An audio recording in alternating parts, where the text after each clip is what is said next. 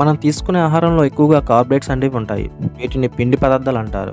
ఈ కార్బోహైడ్రేట్స్ అనేవి జీర్ణం అయిన తర్వాత గ్లూకోజ్‌గా మారుతుంది. ఈ గ్లూకోజ్ అనేది స్లోగా రక్తంలో కలుస్తుంది. ఇలా రక్తంలో కలిసిన గ్లూకోజ్ శరీరంలోని అన్ని కణాలకు తీసుకెళ్తుంది. అప్పుడు ఈ గ్లూకోజ్ ఆ కణాల్లోనికి వెళ్ళి సెల్యులార్ రెస్పిరేషన్ జరిగి మనకి ఎనర్జీగా వచ్చేలా చేస్తుంది.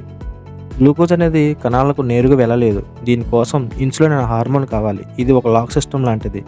ఇన్సులిన్ ఉంటేనే గ్లూకోజ్ అనేది కణాలకు వెళ్ళగలదు. ఈ ఇన్సులిన్ అనేది మన శరీరంలో ప్యాంక్రియాస్ అంటే క్రోమగంధిలో విడుదలవుతుంది.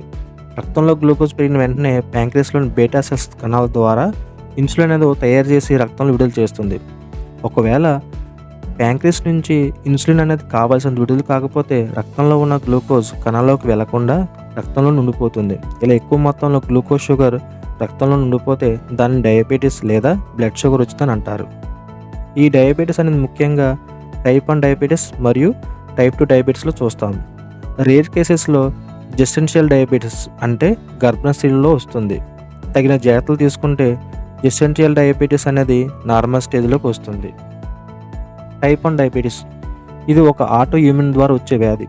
అంటే మన శరీరంలోని రోగనిరోధక శక్తి అనేది క్రోమగంధిలోని ఇన్సులిన్ విడుదల చేసే బీటా కణాలను పొరపాటున నాశనం చేసేస్తుంది.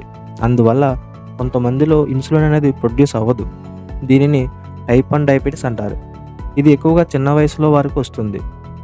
టైప్ 2 డయాబెటీస్ ఈ టైప్ 2 డయాబెటీస్ అనేది ఎక్కువగా బయట దొరికే జంక్ ఫుడ్స్ మరియు కొవ్వు శాతం ఎక్కువగా ఉన్న ఆహార పదార్థాలు తినడం ద్వారా శరీరంలోని షుగర్ లెవెల్స్ అనేది ఎక్కువగా పెరిగిపోయి ఉంటాయి. శరీరంలో అధికంగా ఉన్న షుగర్ లెవెల్స్ని కంట్రోల్ చేయడానికి ప్యాంక్రియాస్ అనేది మరింత ఇన్సులిన్ ఉత్పత్తి చేయాల్సి వస్తుంది. క్రమంగా ఇన్సులిన్ అనేది ఎక్కువయ్యే కొద్దీ ప్యాంక్రియాస్ మీద ఒత్తిడి పెరిగిపోయి శరీరంలో కావాల్సినంత ఇన్సులిన్ అనేది ఉత్పత్తి కాదు. అలాంటప్పుడు టైప్ 2 డయాబెటీస్ అనేది వస్తుంది.